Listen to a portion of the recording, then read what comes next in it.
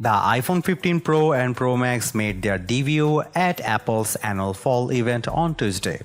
From the moment I picked them up in a hands-on area inside the Steve Jobs Theater, I could tell there was some significant refinements compared with previous Pro models.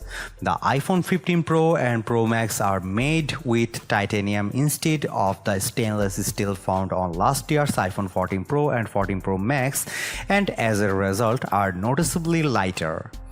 In recent years, Apple used its Pro phones to push the envelope with tech advances while keeping the standard models with the previous year's tech, likely to reduce costs and incentivize upgrading to the pricier premium models.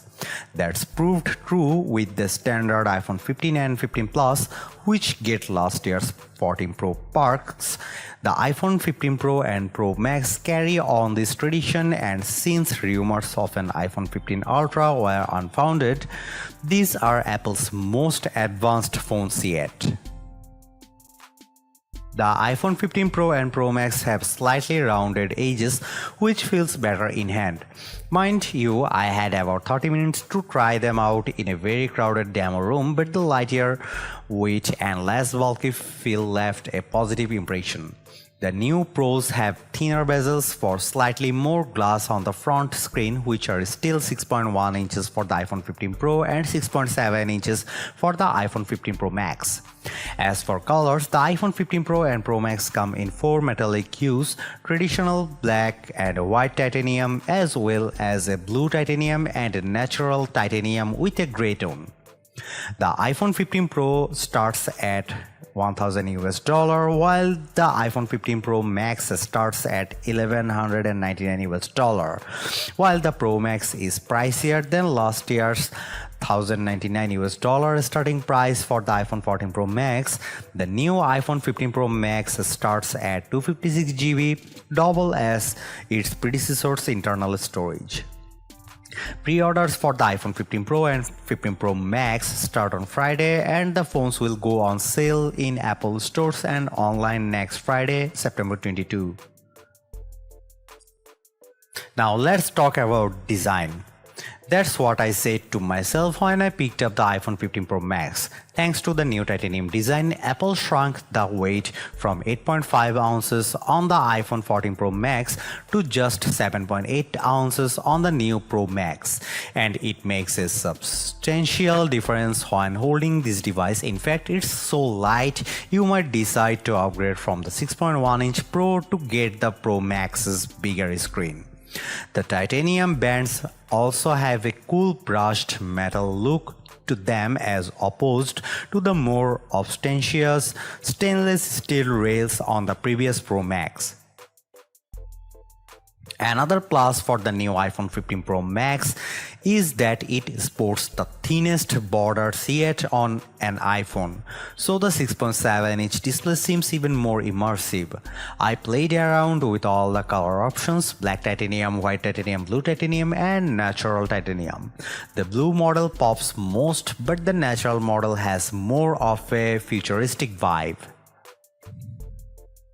The iPhone 15 Pro and Pro Max ditches the mute switch on previous iPhones for the new action button on the left side. It uses haptics to tell you when you have silenced the phone with a long press, but you can perform all sorts of other shortcuts. In the settings menu, you can program what the action button does, including launching the camera, the flashlight, voice recorder, and magnifier.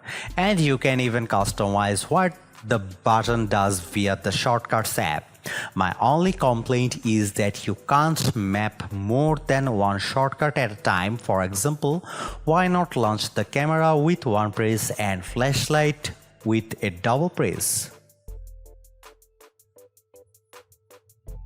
So far, I have only taken a few photos with the iPhone 15 Pro Max, but at least On paper, the new camera system seems very impressive. There's a larger new main sensor and the 48-megapixel main camera offers a new 24-megapixel super resolution default option. Thanks to improvements in Smart HDR, portraits now offer brighter highlights and richer colors even in challenging lighting conditions. And I like that you can take portraits without even having to switch to portrait mode. The iPhone 15 Pro Max is smart enough to capture the depth info. The real highlight though is the 5x optical zoom option and 3x optical zoom option at the iPhone 15 Pro made possible via the tetra prism design of the telephoto sensor. I was blown away with how close the iPhone 15 Pro Max could get to omen way across the field without loss of detail. But we'll be putting this zoom to the test against the Galaxy S23 Ultra, which offers a 10x telephoto. The digital zoom on the iPhone 15 Pro Max is 25x versus up to 11x on the Galaxy. Now let's talk about performance.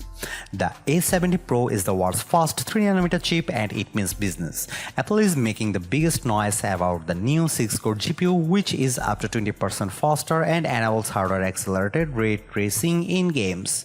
I had a chance to play Diablo Immortal on the iPhone 15 Pro Max and the lighting effects were very dynamic and action quite smooth even with lots of enemies on screen.